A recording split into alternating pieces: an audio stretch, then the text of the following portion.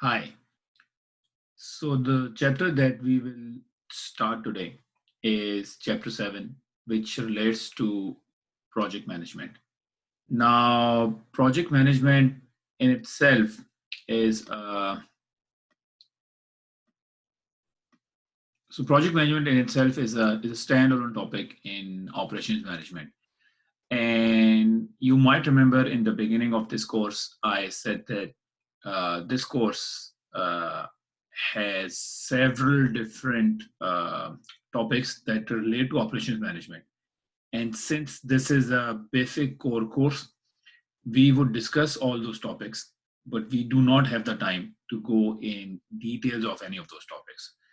So, so, so in that regard, project management is also a branch of operations management, but in many ways this is slightly different because it's a standalone area, and the concepts and the definitions that we'll go through in this chapter and in this topic do not necessarily relate to other areas of operations management. With that said, let's start our conversation.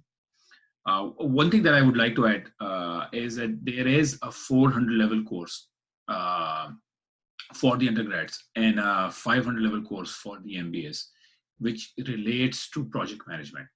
So the topics in this lecture interest you, then you can enroll in that course, and obviously that course will go into greater depths of project management as compared to what we will be discussing today. So let's start. The My objective for this lecture is very simple. Um, Basically, there are two main points that I would like to focus on. The first one is we would discuss the basic procedure for constructing a project network. And using that basic procedure, we would also develop a project schedule. So these are my two basic learning objectives from this chapter. So let's start. Now, most of you are familiar with the term project. As students, you are assigned projects during your courses as well. But in theory, a project relates to an interrelated set of activities which have a definite start and ending time. And generally, the result of a project or the outcome of a project is unique. So, in other words, it's something that has a definite starting time. It should have a definite ending time, and the outcome is unique. So you don't really do it on a very periodic basis or on a very regular basis. So for example, the degree program that you are enrolled in uh, is basically an example of a project. The idea is that you will enroll in a degree program, so there will be a starting time or there will be a starting point, and then basically you should have some kind of a plan of when the degree would end, and when your course requirements are done, then obviously you will have a diploma that will be awarded to you or a degree that will be awarded to you. And ideally, it should be a unique outcome, which means that the intention is not that you keep on doing different undergrads. Uh, so it does result in a unique outcome. So that essentially is the definition of a project. And obviously, in order to achieve the output, you have to allocate resources to a project. That is a no-brainer. So that is the theoretical definition of a project. Now, moving on, as I said, they are very, very common in everyday life. We encounter projects on a very periodic basis. But one thing that is common across all projects is that generally they have these three main goals. The first one is that all of us want to complete our projects either on time or preferably earlier. Uh, when we have certain allocation of resources, including the budget, we do not want to exceed the budget. And we also want to meet this, we also want to satisfy or meet the specifications of the customers. So those are generally the three main goals of any project. Earlier in the previous slide, I gave you the example of your own degree being a project. So if you think of it as a project, then you yourself are the customer. So when you start the degree program, you must have had some kind of a expectation or some kind of aspiration of I want my GPA to be a certain number, right? So basically, that is the sort of specifications or expectations that you've set from that project. And the idea is that you want to complete the project on time. You do not want to go beyond the expected level of resource allocations, and at the end of the day, you want to achieve the expected outcome as well. Now, with that said, let's move on to our core objectives for this chapter, which is how do you construct a project network, which is the first objective. The first objective was how do you construct a project network, and the second one was that once you have a project network, how do you schedule a project. So let's start with the first one. Now, as it clearly mentions here, constructing a project network generally involves two different parts. The first one is defining the work breakdown structure, and the second one is diagramming the network. So let's start with the first one. What exactly do we mean by a work breakdown structure? Now, a work breakdown structure is basically a statement of all work that has to be completed.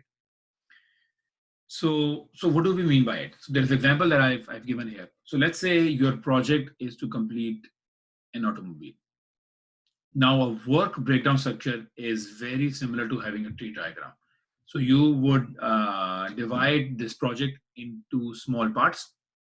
So let's say for automobile, you have body and styling, then you have the electronics of the organization, then you have the suspension, then the engine and fuel system, the gears and transmission. So basically what you have done is you have divided your project into many areas. And then again, within body and styling, there are several activities that you have to take care of. So you list them down. And then for those activities, you have further sub-activities.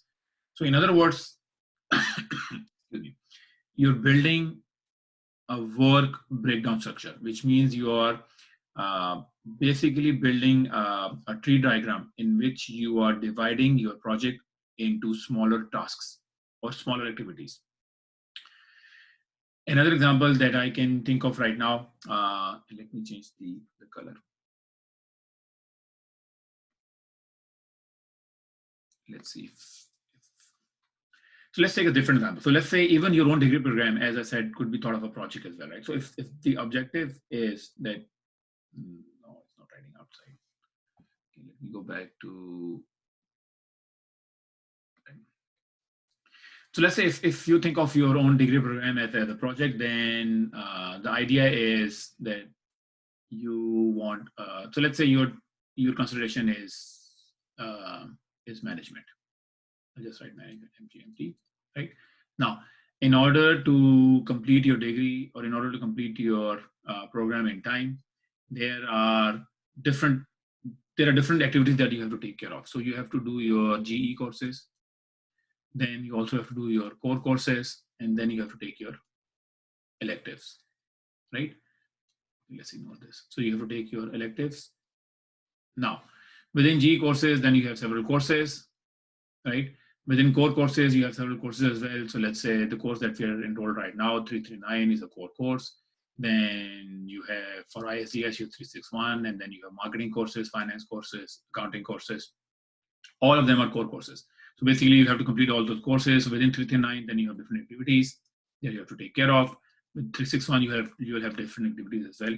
So if you construct a network like this, or if you construct a tree diagram like this, and you bring it down to the smallest activity level, this essentially is called a work breakdown structure, which is a statement of all work that is needed to call a project as complete.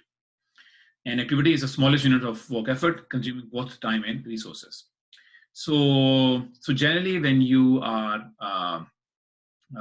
when you're trying to develop a basic understanding of a project, the first step is develop a work breakdown structure. So let's assume that for a project XYZ, we have developed a basic work breakdown structure. And from this slide onwards, I will be using this example to explain the basic concepts of project management. So this example is directly coming from your book. And this example talks about relocation of St. John's Hospital. So that is our main project. Now, for The work breakdown structure for this project is given here. This is divided in two main areas. One area is organizing and site preparation. The second area is physical facilities and infrastructure. And then organizing and site preparation for relocation of St. John's Hospital is divided in these activities, which is selecting the staff, selecting the site and survey, selecting the equipment, preparing the final concession plans, bringing utilities to site, and conducting interviews for nurses and support staff, right? So this is, all these activities are under organization and site preparation. Excuse me. Similarly, we have a second part, or second, I mean, I don't really want to call it a phase, but basically for, if I define it at I mean, level 0 is the main project. Level 1, we have a level down, and this part of the project is physical facilities and infrastructure. So again, this has several activities, which include activities like purchasing and delivering equipment, constructing the hospital itself, developing a new information system, installing the equipment, and training the nurses and support staff that were hired here, right? So this is a very simple work breakdown structure for a project that actually is pretty complex. And obviously in real life, the work breakdown structure for this project would be very, very complex. But to explain the concepts, we would use this simplified example. And let me move this slightly over here. Okay, so moving on. Excuse me. Now, before we start diagramming the network, we have to conduct this activity in which we have to find out which activity has a predecessor and whether an activity has a predecessor or not. How much time does the activity take and who would be responsible for it? So again, we have the same example, which is relocation of St. John's Hospital, divided up in two different parts. One of them is organizing and site preparation. The other one is physical facilities and infrastructure. And to make our life easier, we have, I mean, the activities are now marked as A, B, C, D, E, F, G, H, I, J, K. So we have selecting the staff, site survey, the same activities that were mentioned on the last slide over here. Let me go back. So same activities.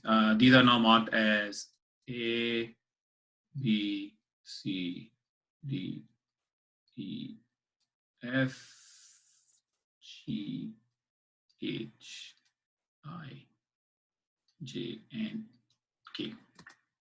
And you'll see the same activities over here. Now, excuse me. Basically, this is activity time is relatively straightforward. Basically, this tells us how much time this activity will take in weeks. So, for example, for activity A, which is selecting the staff, the project manager is approximating 12 weeks. For activity B, it's 9 weeks, then 10, 10, 24, 10, and so on. So these are all the activity times. The project manager has also allocated responsibility to one of his or her team members in terms of who will take care of this part of the project. Now, the main thing that I wanted to clarify in this slide is the notion of predecessors. So predecessor, as the name indicates, is an activity that has to precede this activity. So for example, for A and B, there are no predecessors. So the project can start, and as soon as you start a project, you can do A and B. But for C, selecting the medical equipment, there is a predecessor which is mentioned as A. Now, what does this mean? This means that you cannot start C unless you are done with A. Now, A is selecting the administrative staff. So logically, unless you have chosen the administrative staff, you cannot select the equipment because those are the people who will help you select the equipment. So that's why the predecessor for activity C is activity A. Similarly, it says over here that for activity D, the predecessor is activity B. Now D is preparing the construction plans. And obviously you can't prepare the construction plans unless you have finalized the actual site where the hospital will be relocated. So that's why activity B is a predecessor for activity D. Now, excuse me.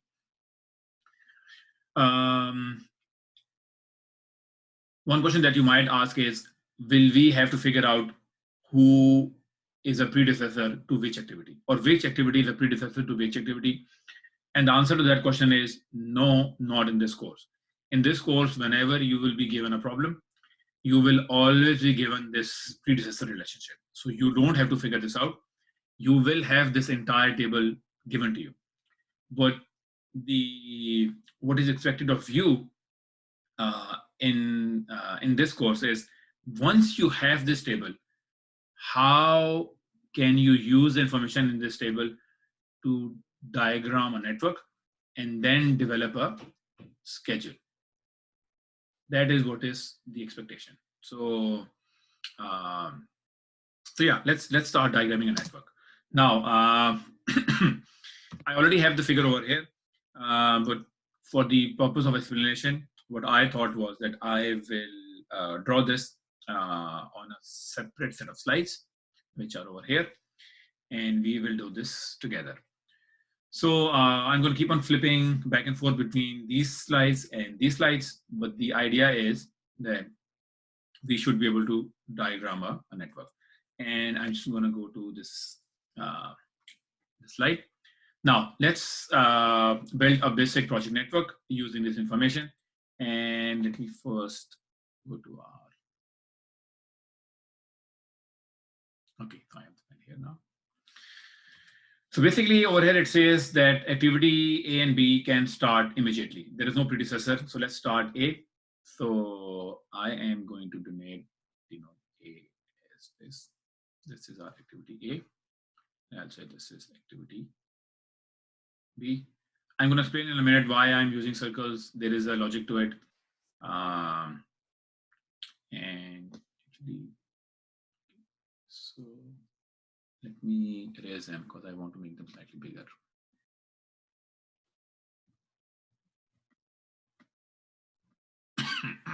Excuse me.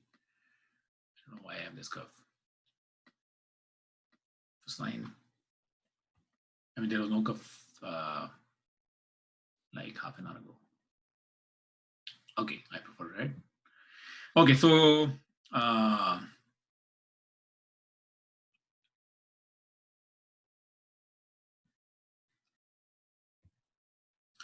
okay, so let's say the first one is activity A. Okay, that is definitely a better circle. And then we have activity B. So we have A and B. They can, so let's say this is, I'll call it start. S-T-A-R-T, not the best, but let's say the project starts. And as soon as the project starts, you can have activity A and B, right? Now, the next one is activity C. For activity C, we have a predecessor, which is A, which means that after we are done with A, we can start C. Then the next one is D. For D, the predecessor is B. So for D, the predecessor is B. So D has a predecessor, which is B. Now, as you can see over here, what this represents is that we will, once the project starts, we can start A and B simultaneously. But we cannot start D unless B is done. So over here, this arrow represents that once B is done, then you can start D. The same thing is over here as well. Once A is done, then you can start C. So after activity D, we have activity E, and activity E has B as its predecessor. So activity E has B as its predecessor. So we are going to draw E over here. Activity E, and as you can very clearly see, my circles are not that great. But then again, excuse me, this is not your usual average pen anyway. This is a electronic pen. So you'll have to bear with me in terms of my shapes. But anyway,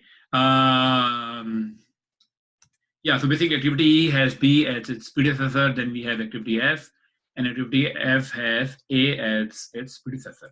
So I am going to draw activity F over here. And the idea is that F has A as its predecessor. So then we move on to activity G. Activity G has C as its predecessor. So G can continue like this. G. And then G has C. So G has C. Now we have activity H that has D. So activity H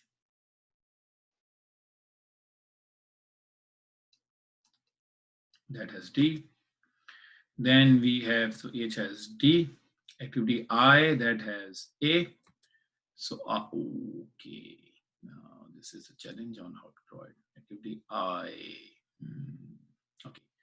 So this is not a great drawing, but I'm just gonna use this.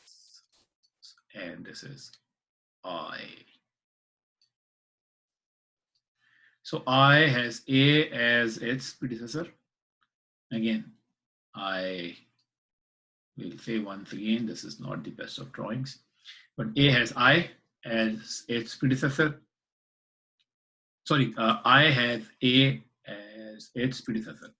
Then we have activity J. So for activity J, we have three predecessors, E, G, H. So once we are done with E, G, and H, only then we can start activity J. So I'm going to draw J here. J. And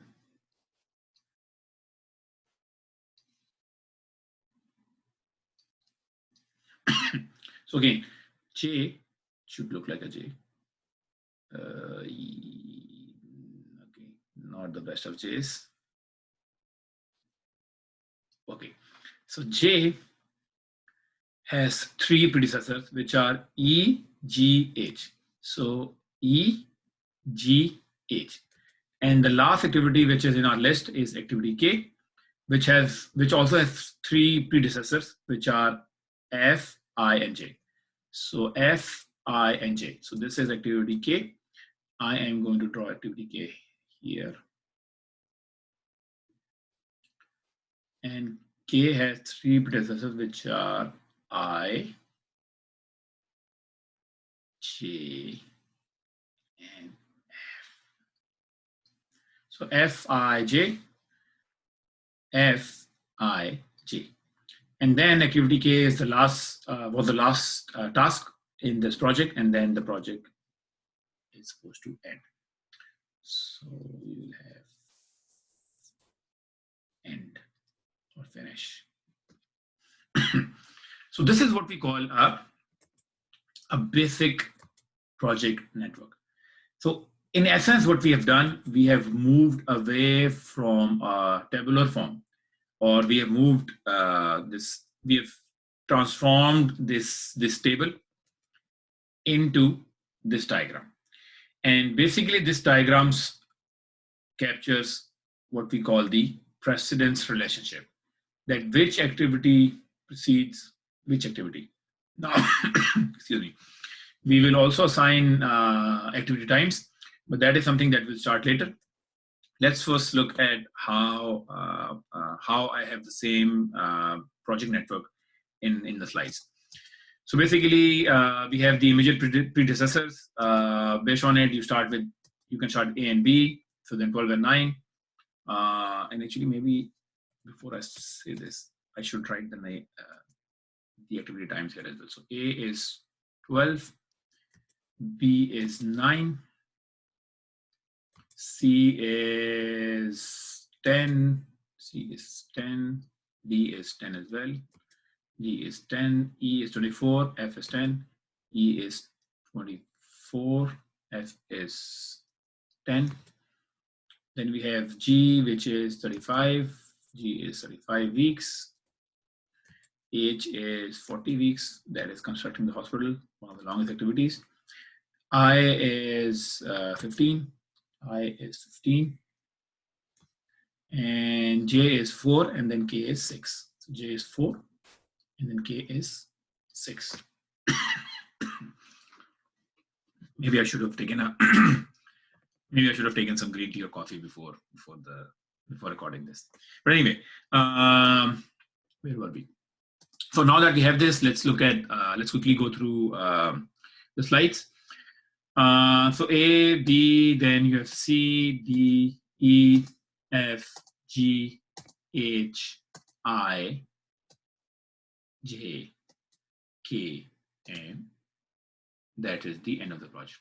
So in essence, the diagram that we have over here, this diagram is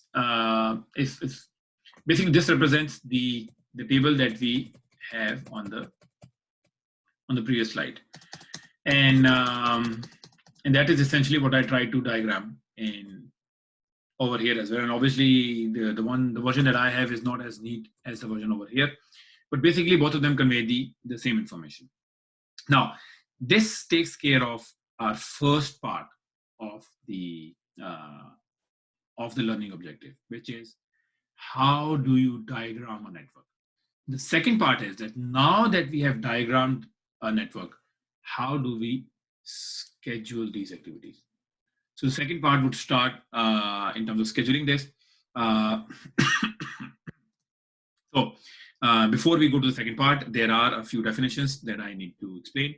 The first one is network diagram. Now, network diagram basically is a network planning method that is designed to depict the relationship between activities that consists of nodes and arcs. And that is essentially what we have done over here.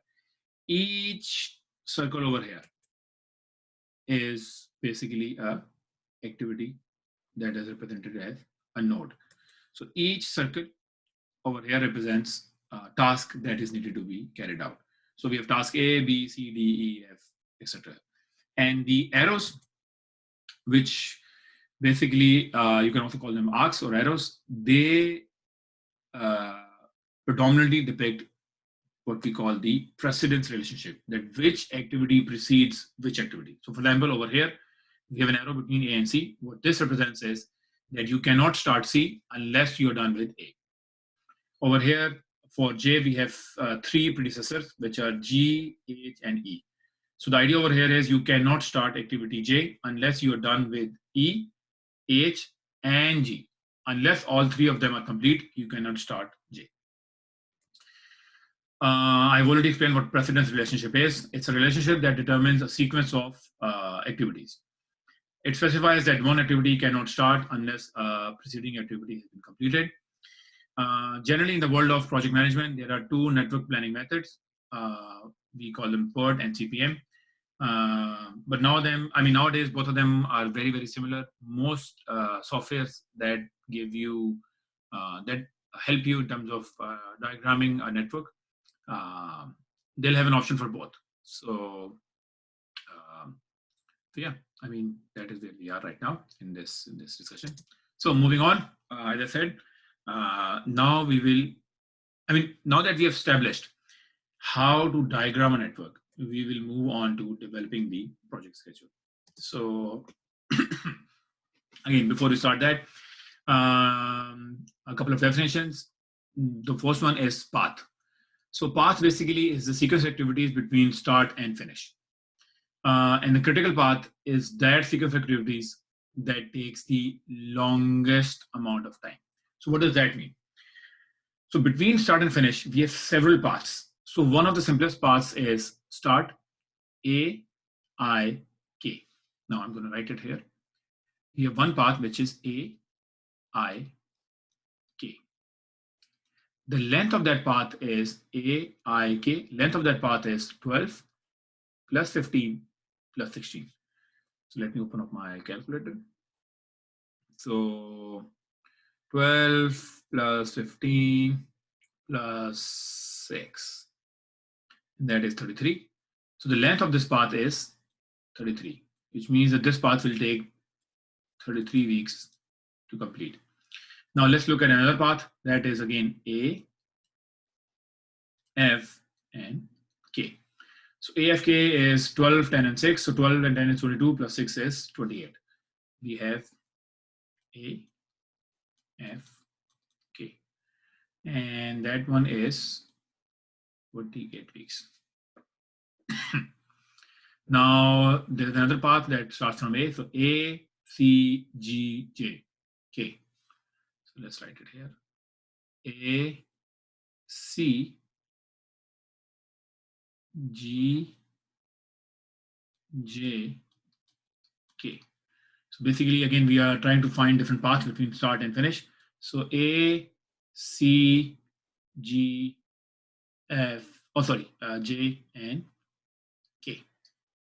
And the length is 12 plus 10 plus 35 plus 4 plus 6. So 64 is 10, 45, 55, 57, 67. So this is 67 weeks. Now, we are done with all paths between start and finish that start from A. Let's move on to B. For B, we have B, D, H, J, K. So B, D, H, J, and K. And B is 9, D is 10, H is 40, J, K, okay, it's okay. So J is 4 and K is 6. So again, 6 and 4 is 10, plus 40 is 50, 60, 69. This is 69. And then we have one more path, which is B, E, J, K. So we have B, E, J, K. And again, B is 9, E is 24, J is 4, K is 6. So again, 6 and 4, 10, 34, 34, and 43. This is 43 weeks. Now, do we have any other path? And just by looking at the diagram, I do not see any other path. So now in this network, we have 5 paths, right? Now, as it says over here, critical path is that path that has the longest amount of time. So basically, we have path 1, path 2, path 3, 4, and 5. And the let me go back. And the longest amount of time that a path is taking is 69 weeks. Now, this path, from here, let me change the color. So this path, which is B, D, H, J, K, is called the critical path. Now, why is it called the critical path? I will explain in a minute. But before I answer that and before we move ahead, I have a simple question to ask. And I will pause here for like 15, 20 seconds for you to think about that question. And my question is that what is the minimum time it will take for this project to be completed? So I'll repeat the question again. What is the minimum time it will take us to complete this project?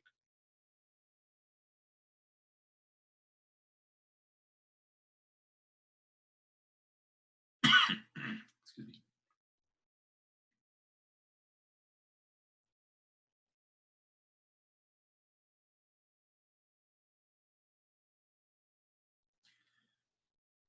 Okay, I hope you have thought about it. So if your answer is 69, then your answer is correct. At minimum, it will take us 69 weeks to complete this project. It is not 33, 28, 67, 43. The reason we say this is because in order for you to complete this project, you have to complete all these activities, right? So you can't say that I have completed a project if one of the activities is still incomplete. In order for us to complete this project, you have to finish all the activities. And the amount of time and different activities, again, have different completion times. And that's why we went through all these paths. But the longest path is BDHJK, which is taking 69 weeks. So for example, if I have to complete BDHJK, it will take me 69 weeks to complete all of them. And all other paths have lesser time. So the minimum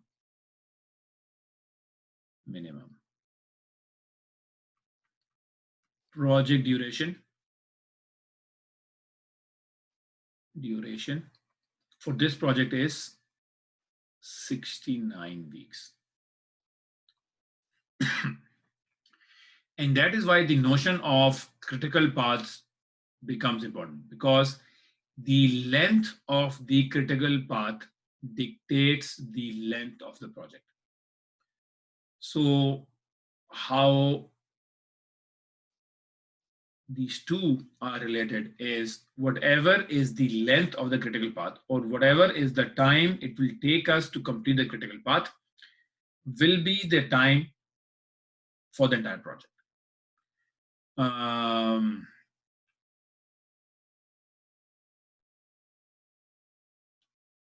So the reason I paused over here is because I wanted to give you some time to think about it.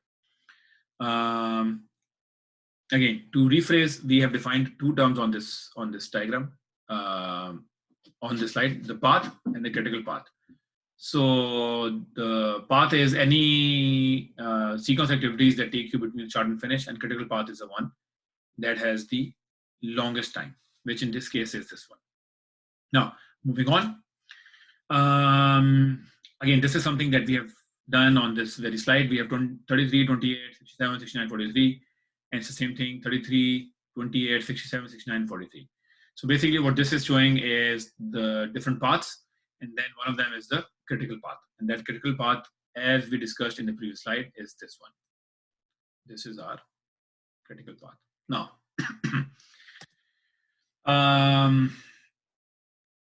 okay, so now we will start developing the project schedule. And this is the notation that we will use for developing a project schedule. So we have activity time, the time, so we have the activity name, the amount of time it takes us to do that activity. We have earliest start time, earliest finish time, latest start time, latest finish time. What do these mean? We will go through them one by one. But I will not do this on the slide. Basically, I'll go back to our diagram, which, as you can see, is not a very good diagram, but at least this would help us develop the schedule independent of the slides. So let me change the color of my writing over here so that we can differentiate between these things. And I'm just going to use blue. Okay. So basically what we will be doing now is I will be using this notation for each activity. So let's say for it, over here we have the activity name, which is A. Then we have the activity time. So over here the activity time for A is, let's say, 12. So we will write activity time. Then we have early start, early finish. We have latest start, latest finish, right? So I'm going to explain these terms as we go along. Let's start with A. Now, what is the earliest start time for activity A? So the earliest start time for activity A is 0, because you can start the activity as soon as the project starts. So the earliest start for A is 0. Now, if the earliest start time for A is 0, the earliest finish time for A is 12. Now, how do we know this? Because the activity time is 12, right?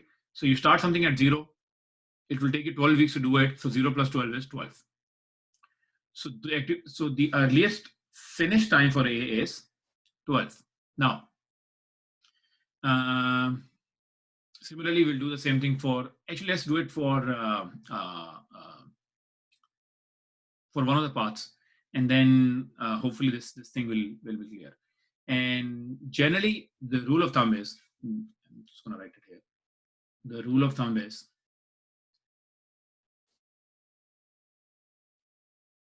actually, you should call it the golden rule, is always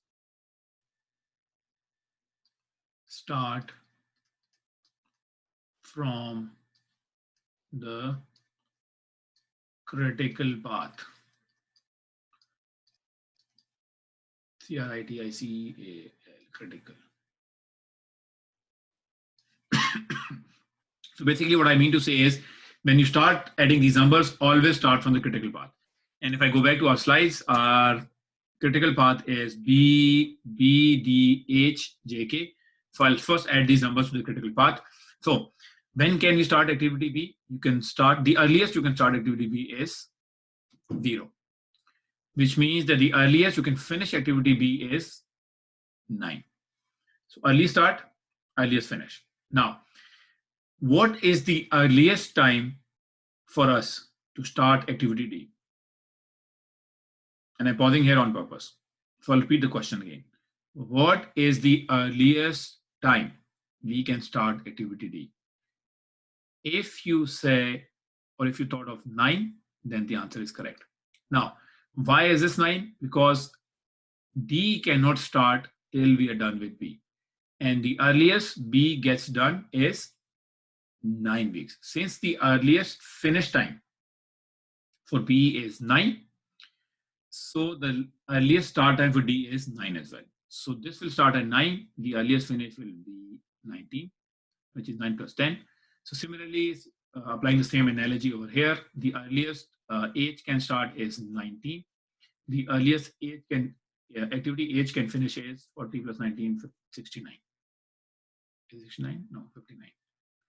Yeah, 59, sorry. 59. And then this is 59. And that 9 plus 4 is 63. So this is 63. And then 63 plus 6 is 69. Now, which means that when by the time activity K will end, it will be 69 weeks. And if you remember, that was the length of the entire critical path, 69 weeks. Now, we will do the same thing for every other activity as well. So let's do activity E. So the earliest start time for activity E is 9 weeks because E cannot start till B is done. And then the finish time for this will be 33, which is 24 plus 9, which is 33. And then this we have already done J. Okay. So let's move on to the top part of our schedule. So let's say A can start at 0, will get done at 12. The next one is C. So the earliest C can start is 12. The earliest we will be done with C is 22. So then the earliest we can start G is 22. And the earliest we'll finish G is 22 plus 35, which is 37, 47, 57. Okay, so the earliest we can start F is 12. This is 22, which is 12 plus 10. And then the earliest you can start I is 12. And then 12 plus 15, so 17, 27. So this takes care of our, the early start, yes, and the earliest finish for all the activities. We have no activity left. And now we have put down the earliest start and earliest finish of all the activities. Now, excuse me, before I proceed, I just want to spend a minute on activity J and activity K. Now, over here, it says that the earliest start time for J is 59. But we know that G gets done at 57, E gets done at 33, and H gets done at 59. So why can't we start J at time 33 or time 57? I'll repeat the question. Since E and G are getting done before 59 weeks, why can't we start J at either 33 weeks or 57 weeks? And the answer is J has 3 predecessors, E, G, and H. Unless all 3 of them are complete, you cannot start J. And H is getting done at 59 weeks. That's why you cannot start J before 59 weeks. The same logic goes for K. J gets done at 63. Activity F gets done at 52, 22, sorry. Activity I gets done at 27. You cannot start K unless F, I, and J, all three of them are complete. So if there are any questions, obviously there will be a review session. You can post the question on the forum as well. So this takes care of our early start, early finish. Now let's move on to our latest start and latest finish. And I'm again gonna change the color for demonstration purposes. Let's try green. Is it? It looks the same. Let's see if we can have a better color. And I want, okay, this might be better. Okay, let's see. Okay, so now we have to do latest start, latest finish, right? So the trick for doing latest start and latest finish is to start from the opposite end. So start from the end of the project and move backwards. So the latest time that we want to finish activity K without delaying the project is what? So again, I will repeat the question again. The latest time by which we want to finish activity K without delaying the project is what time? And that time is 69 weeks. If you delay activity K by more than 69 weeks, then the project would obviously be delayed, and that is not something that we want. So the latest time that we want to finish activity K is 69 weeks. So if that is the latest, where did my cursor go? Oh, sorry, here it is. So if the latest finish time for activity K is 69, the latest start time for K is 63, which is 69 minus 6. Minus 6 equals 63. So if K is, if the latest start for K is 63, then the latest finish for J has to be 63 as well. So then this will be 59. And I think now you will be able to see a pattern. All these numbers are the same for the critical path. So in other words, what I'm saying is the difference, there is no difference between earliest start and latest start for activities that are on the critical path. For activities that are not on the critical path, these numbers will be different. And let's take an example of activity E. Now, the latest time by which you want to finish E without delaying the project is what time? And that is 59. Now you may ask the question, where are we getting this 59 from? So as I told you, for latest finish, latest start, we move backwards. So 69, 63, 63, 59. So then 59 and 59. So 59 over here, 59 over here. Then 59 minus 24 is 55, 45, 35. 35 over here. Okay. Now this is the latest finish, latest start for activity E. Let's do the same thing for the other activities over here. So let's start with G. Now the latest time by which you would want to finish G without delaying the project is 59. Again, it's coming from this 59. So 59, 59. This will be 24. 9 minus 35. Then this will be 24 as well. Then this will be 14. This will be 14. And this will be 2. Now, activity I over here would be 63. So 63 minus 15 is 53 and 5, 48. So this will be 48 and this will be 38.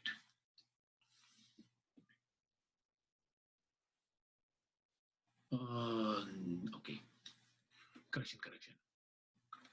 That is not correct. Let me remove this. The reason is that F is not connected to I, F is connected to K directly. Okay, so that was a mistake.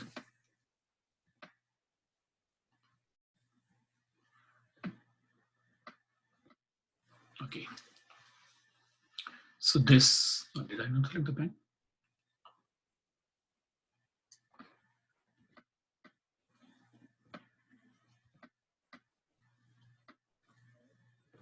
Yeah, it's there. So where were we? So this will be 63 and this will be 53 because this is directly connected to K. And yeah, that's it. That is our entire project. And we have basically done these we've added these 4 terms or 4 numbers to each of the tasks, which is early start, early finish, latest start, latest finish. So the question is, why did we do that? I mean, what is the need for us to do that? And there's a very good explanation of why we did it. But before I go to that explanation, let me go back to the slides. And let's for a second confirm that the numbers that we've done over here are correct. And once we have confirmed it, then we'll get back to our reason of why did we do this. Excuse me. So as I said, we will calculate early start time, latest start time, early finish time, latest finish time for all the activities. So these are just the formulas, basically the same thing that I've just explained. So early start time is basically the earliest start time of an activity. Earliest finish time is obviously the earliest finish time of an activity, which is given as earliest finish is earliest start plus the activity time. So basically, you generally start from, not generally, I mean, you should always start from the critical path and add the early start, early finish numbers. Now, basically, these are the numbers. Let's just look at one path, which is AIK. It's 0, 12, 12, 27, 63, 69. So over here, 0, 12, and then I said 12, 27. So 12, where is, oh, sorry, AIK, so I 12, 27, then 63, 69. So 63, 69. So we have the same AIK. A is here, A, then I, and then K. So AIK. So those are the earliest start, earliest finish times. Then basically we moved on to latest start, latest finish. So latest finish is the latest time by which we would want to finish an activity without delaying the entire project. So the emphasis is on the phrase without delaying the entire project. And then obviously latest start time is finish time minus the activity time, which is something that we repeatedly did over here. Now, excuse me. So again, after doing the calculations, you will end up with this diagram. Let's again check AIK. So we have 214, 48, 63, 214, 48, 63, and then 63, 69. So 63, 69. So that's the same number for our path. Now that we've checked our numbers, the question which I posed earlier, why do we need to do this? Why do we have to go through all this? Why do we have to go through all these calculations? And the answer is that we want to calculate slack. So what exactly is slack? Now slack, as the name indicates, is the maximum length of time that an activity can be delayed without delaying the entire project. So in other words, if an activity has a slack, so let's say an activity has a slack of 3 weeks, what that means is that you don't have to start that activity immediately. You can wait for up to 3 weeks to start that activity and still the project would not get delayed. That is what slack is. So for example, if you have a course which is not a prereq for a lot of courses, you have the flexibility to not take that course immediately, right? You know that this course is not a prereq for many other courses.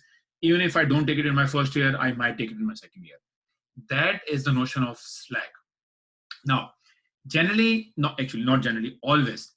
Activities that are on the critical path have zero slack. They have no slack. The reason is the length of the critical path dictates the length of the project. So you cannot delay any activity on a critical path. Otherwise, the entire project could get delayed. So activities on the critical path have zero slack. Now, for all other activities, they might have some slack, they might not have. So the question is, how do you calculate it? So slack is calculated as either latest start minus latest finish, or latest finish minus earliest finish. So I'll repeat it. Slack is latest start minus earliest start, or latest finish minus earliest finish. So what do we mean by it? Let's just go back to our example. And so this is your earliest start. This is your earliest finish. This is your latest start. This is your latest finish. Now slack is either this minus this, or this minus this. So what is the slack for B? The slack for B is 9 minus 9, or 0 minus 0, which is 0. So slack for B is 0. All activities on the critical path will have 0 slack. So I'm representing slack as S. So again, for slack for D, I'll just say SD is 0 as well, because 9 minus 9 is 19 minus 19. I'll just call it slack of B. Slack of B is 0, slack of D is 0, slack of H is 0, slack of J is 0, slack of K is 0. Why are these slacks 0? Because they are all critical path activities. Now, what is the slack for activity E? So slack for activity E is, you can either calculate it as 59 minus 33,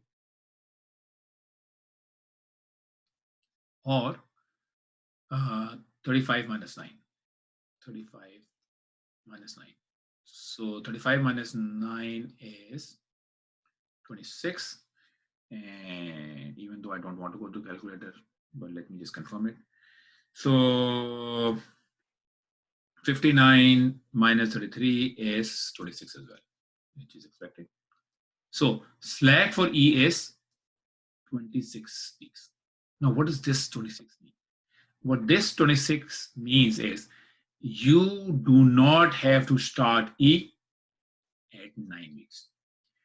Even if you delay starting activity E by 26 weeks, your project would still not get delayed, because the latest start for E is 35. So you can start activity E any time between week 9 and week 35, and the project would not get delayed. So the reason why we did all these calculations is because we want to calculate slacks for all the activities that we have in the project.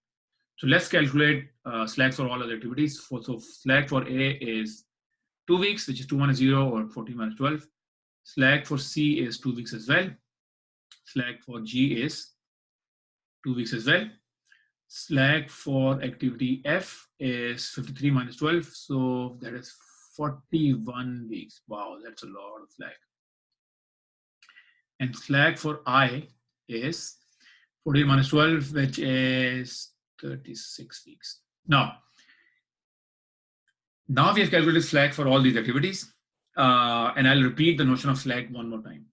The reason we need to calculate these slacks is because many times you have resources that are very, very expensive, and you want to hire that resource for a limited amount of time, and you want to get done as many activities as possible using those resources.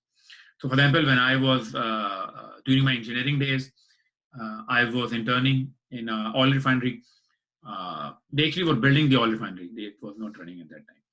And they actually hired a crane that was very, very expensive. And the rent that they were paying for that crane was $30,000 a day. And it was brought on site to lift some specialized, I don't even remember, I think it was part of some boiler or something, very heavy equipment. And there were many other activities that they wanted to get done using that crane. Now, imagine if you have many activities that are far away from each other, then you will just keep the crane for a very long time and you'll end up spending a lot of money. So instead of doing that, you use Slack and project scheduling to schedule all those activities as close to each other as possible. So you do not end up spending a lot of time. And that is why this notion of Slack is very, very critical in project planning. Now, with that said, let's go back to our slides. So we calculated Slack for all our activities, as it's very, very evident over here. Slack for critical path activities is 0.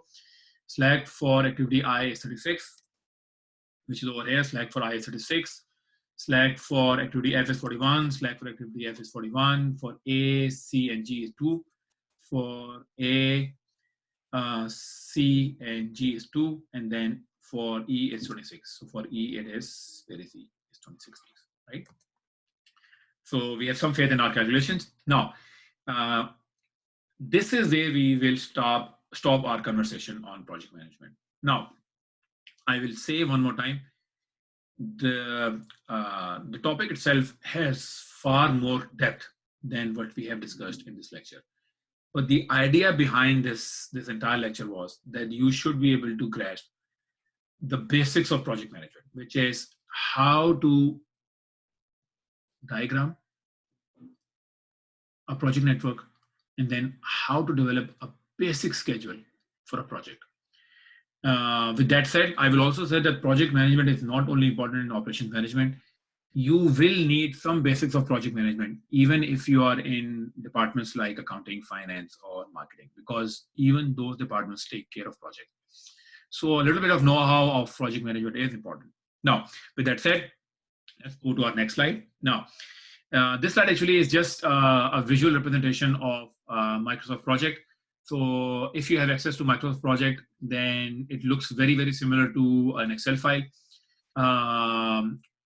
So do get, I mean, I cannot stress the importance of knowing Excel enough. You have to know Excel, Microsoft Excel in and out, because I mean, if you know Excel, then learning Microsoft Project will become very, very easy, because there are many, many similarities between Excel and Project. But I mean, the reason this slide is here is because if you know how to develop, how to input basic information in Microsoft Project, then the software itself will calculate most of the things that we calculated over here, which might lead you to the question that if the software can do this for us, why do we need to do this on our own? And the reason is that you need to know the basics of how a project is scheduled. So with that said, this brings us to an end of our conversation. As I said, there were two main things that I wanted to go through in this chapter: the network and the schedule.